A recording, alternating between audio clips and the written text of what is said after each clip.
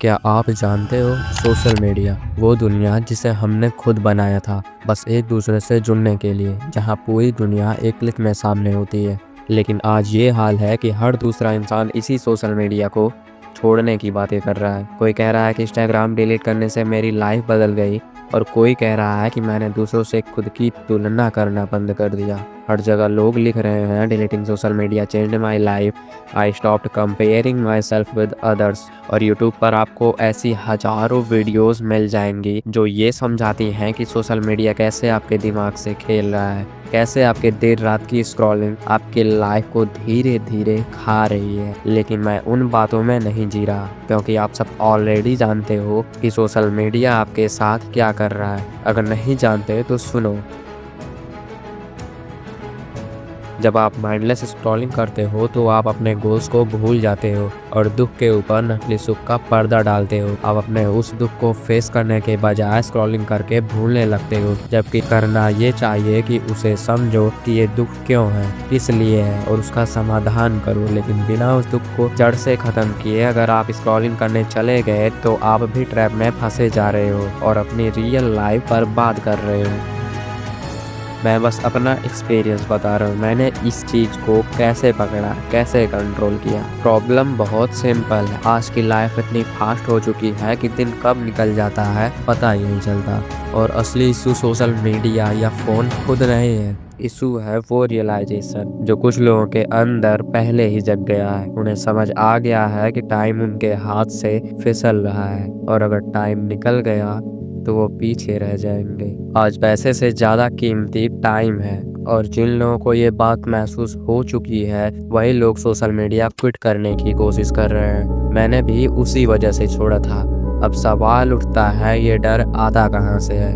देखो, इस कंडीशन में इंसान दो कैटेगरीज में बढ़ जाता है। कैटेगरी नंबर 1, वो लोग जो अपनी ज़िंदगी से जेन्युइनली खुश हैं, जिन्होंने बचपन से पढ़ाई की, नौकरी पाई, चाहे गवर्नमेंट हो या प्राइवेट, फिर शादी, फैमिली, ट्रिप्स, डिनर और थोड़ा सोशल मीडिया, और पीसफुली ज़िंदगी जी रहे हैं। उन्हें डर नहीं लगता क्योंकि वो खुद से संतुष्ट हैं। ये ज़िंदगी बुरी नहीं होती। असल में पूरी दुनिया के 90% लोग इसी कैटेगरीज में आते हैं। और ये है कैटेगरी नंबर 2। फिर आते हैं वो लोग जिनके सपने बहुत बड़े होते हैं, जिनके गोल्स नॉर्मल से कहीं आगे होते हैं, और जब उन्हें ये फील होने लगता है कि टाइम निकल रहा है, एक बेचैनी पैदा होती है और एक डर, क्योंकि अगर टाइम फिसल गया तो वो उस लेवल तक नहीं पहुंच पाएंगे जहां वो खुद को देखना चाहते हैं। यही डर उन्हें सोशल मीडिया से भागने पर मजबूर करता है, और मैं भी इसी कैटेगरी में आता हूँ। लेकिन आपके अंदर ये डर अभी तक क्यों नहीं आया? सीधा जवाब है, या तो आपने अपनी लाइफ एक्सेप्ट कर ली है, या आपने अभी तक खुद को जानने की कोशिश नहीं की। और अगर नहीं की तो मैं बताता हूँ मैंने क्या किया था, शायद आप पर भी काम कर जाए। जनवरी 2025 मेरे लिए टर्निंग पॉइंट था। मुझे लगा बस अब टाइम निकल रहा है, कुछ तो बदलना पड़ेगा। तो मैंने 3-4 दिन का ब्रेक लिया। मैं घूमना पसंद करता हूँ, और आप चाहे तो कोई और चीज़ कर सकते हो। बस 3-4 दिनों के लिए अपने घर पे रहना छोड़ दो। किसी ऐसी जगह जाओ जहाँ आपको कोई नहीं जानता, और नए लोगों से मिलो। सुबह 6-7 बजे किसी ठंडे से शांत जगह पर बैठ जाओ और खुद से सवाल पूछो, क्या मैं वो जिंदगी जिसका मैं सपना देखता हूँ इस जॉब या बिजनेस से हासिल कर पाऊंगा? अगर जवाब नहीं है तो फिर डेली हैबिट्स बदलनी होंगी, क्योंकि जब तक आप कंफर्ट जोन तोड़ोगे नहीं, कुछ भी नहीं बदलेगा। मैंने ये किया, और सिर्फ 3-4 दिन में मुझे क्लैरिटी मिल गई। सोशल मीडिया हटाते ही मुझे समझ आ गया मुझे इसकी ज़रूरत है ही नहीं। लेकिन असली स्ट्रगल कहाँ आया?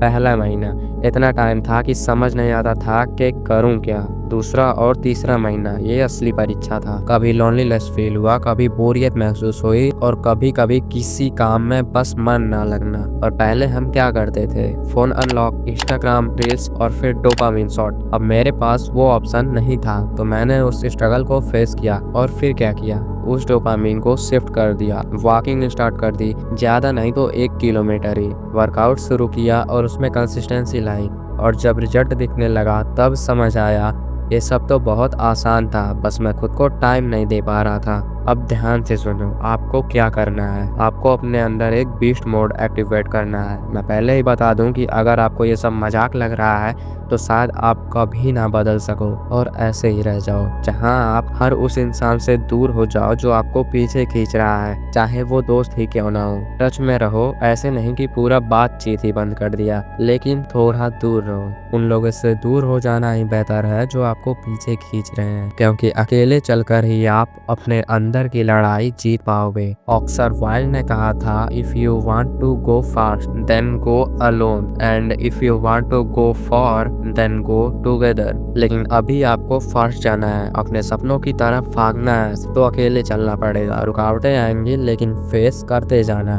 और सबसे पहले खुद को पहचानो कि आप कैटेगरी नंबर 2 में आते हो या फिर कैटेगरी 1 ठीक है आपके लिए।